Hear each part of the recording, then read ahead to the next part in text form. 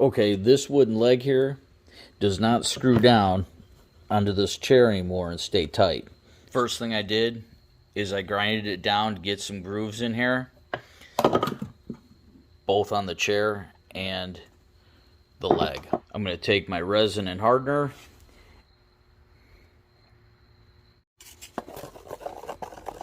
pieces of fiberglass, get a little bit of resin, slide some fiberglass on there. On the bolt, but not go all the way down here, and I'm going to get resin down into the hole. Screw it down.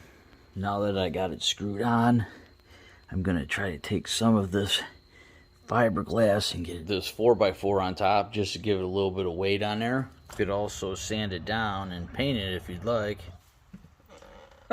Perfect.